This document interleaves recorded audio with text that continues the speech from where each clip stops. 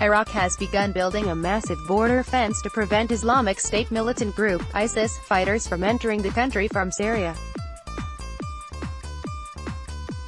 The electrified, barbed wire barrier so far includes a nearly 20 feet wide trench and begins at the formerly ISIS-held border town of Al-Qaim, running about 12 miles north along Iraq's vast border with Syria, where the last of the jihadis that once claimed half of both nations are believed to be hiding. Iraq has coordinated with both the U.S.-backed Syrian Democratic Forces and the Syrian government, which is allied with Russia and Iran, in conducting strikes against ISIS in eastern Syria, but the militants have still managed to infiltrate the porous, roughly 373-mile border that separates Iraq and Syria. 10 days ago, we started to set up a barbed wire security fence with surveillance towers along the border with Syria, Anwar Hamid Naif, a spokesman for Iraq's border guards in western Anbar province, said Sunday, according to the Agence France Presse. Naif said that the project was to be evaluated by experts from the Iraqi Ministry of Defense and a representative of the U.S.-led coalition tasked with defeating ISIS in Iraq and Syria. If approved, he said, construction will continue along the whole border with Syria. The Iraqi border guard force would reportedly patrol the barrier, where authorities were prepared to install thermal cameras to detect jihadis trying to sneak through. Drones would also be deployed to monitor the fence from the air. Major General Hamid Abdullah Ibrahim, commander of the border guards, said the order to start work on the barrier came from the Prime Minister himself, who oversaw the defeat of ISIS in Iraq and has since expanded Iraq's role in taking out remaining jihadi strongholds in Syria. We are now concerned about the Syrian border. We have put forward a program based on Prime Minister Haider al-Abadi's request, and are doing strategic work to protect the border, Ibrahim said in a press statement carried by local outlet Kurdistan 24. Russia's state-run Sputnik News further quoted Ibrahim as saying such measures would be purely self-made and at the lowest cost. Related, Iraqi fighters threaten attacks against U.S. and Israel after deadly Syria strikes. Neither infiltrators nor smugglers nor terrorists will penetrate our borders in the future, he continued, explaining that the nearly $3.4 million project would later expand across all of Iraq's borders, beginning with the Jordan-Syria-Iraq triangle.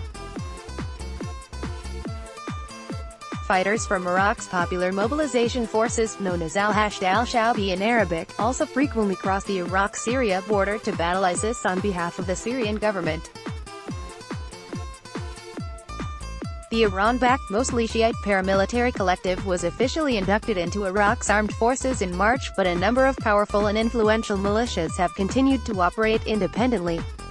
The Popular Mobilization Forces' website quoted a media official claiming responsibility for building a new border barrier. The military engineering of the 33rd Brigade of the has begun establishing new military fortifications and security barriers west of Mosul to prevent the infiltration of elements on the border, the official said.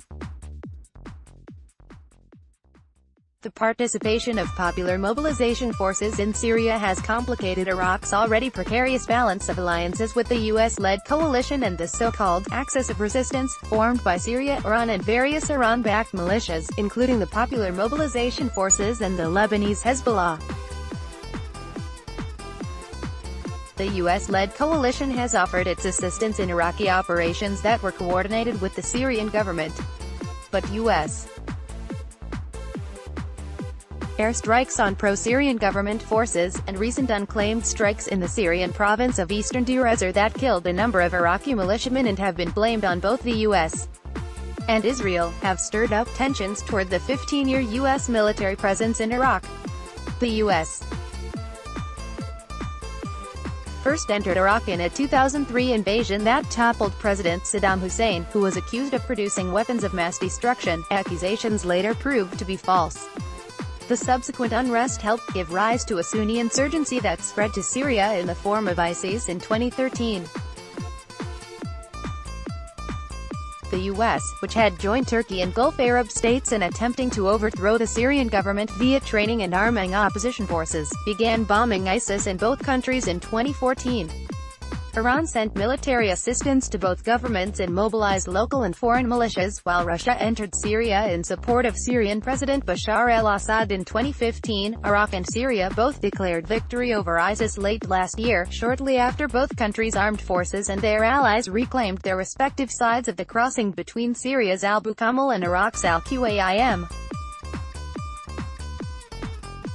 But clearing out the last of the jihadis has proved difficult for both nations. The U.S.-led coalition has continued to bomb ISIS in Iraq in support of the Iraqi government, and it has backed a mostly Kurdish formation known as the Syrian Democratic Forces in Syria.